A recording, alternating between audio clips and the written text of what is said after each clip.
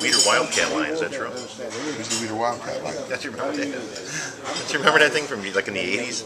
The Weeder Wildcat line. Oh yeah, the Wildcat, the Tiger's milk. Yeah, all that stuff. Bob Cicherillo, this is your first FIBO, right? First FIBO. Give me your insight. What do you think so far? It's big. It's really big. So, and you actually here to MC the show on Saturday? Yeah, I'll be. You just got a list of the list of competitors, and give me your insight. What do you think so far? What does it look like? Are we gonna have a decent show? On there. Dexter's on, and I tell you what, man, he's got to get a big W in the column here because this is Dexter's show to win or lose. He's right in the fence in his career of he needs a victory. And I'd be shocked, honestly, if he doesn't win this one, because he's got to be pretty pissed off at this point. Do you believe that he'd be able to bounce back, or was he able to bounce back from the Arnold and that loss at the Flex Pro? He's a veteran. I mean, Dexter's been no stranger to this game. He's been around for a long time. He knows how to make change, but that's what he has to do.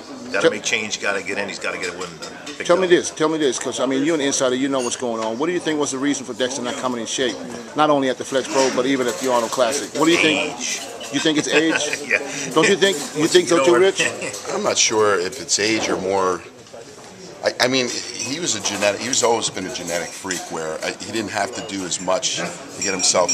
You know, he says that he only trains, 3 times a week. And, well, he changed that a long time ago. He changed that a long time ago? From not doing no cardio at all and eating. To having to do cardio now in his 40s. Yeah, and I'm seeing eating like salsa and chips, all the way up to the show, even to warm up. Yeah. But, in the beginning, I thought age had something to do with it. Your body starts to, do different things. Yeah, I think it might be. Being myself, I can see that. Yeah.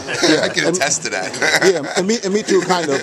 So I think it has maybe a little bit to do, but I think the biggest problem, I don't want to say the biggest mistake, but I think the biggest issue was that for being Dex, who comes in shape 10 years back to back, basically, and setting a standard for being in trademark, play condition. So why would you leave where everything worked, your home, your wife or your kids or your girlfriends, leave everything and move somewhere else just to train? Basically, why you want to fix something that's not broke? He had the right approach, but the wrong, the wrong scheme. Yeah. The scheme at this time, just like Rich is saying, you got to now go by what's working. Forget about what you used to do. Just throw away your old notes. It doesn't make any difference how you won the Olympia a couple years back. You have to do now what works now. And that might be vastly different than what you did 2 years, 3 years, 4 years ago. Relearn. If he can do that, yeah, exactly. You relearn the body. That's why I say that. Dexter's smart. He'll make those changes. He'll come in here. You may see the Dexter of old on that stage tonight. That's the thing with your body changing, even with age. I mean, he could still make the changes, whether it's training changes or eating changes or increasing cardio. The things that he did in the past are not working. He has to, he has to think that out and figure it out. I don't think he's not over the hill. He's a great bodybuilder. Still has everything together, and it just has to make the certain changes. I didn't know what you just said, that he moved away.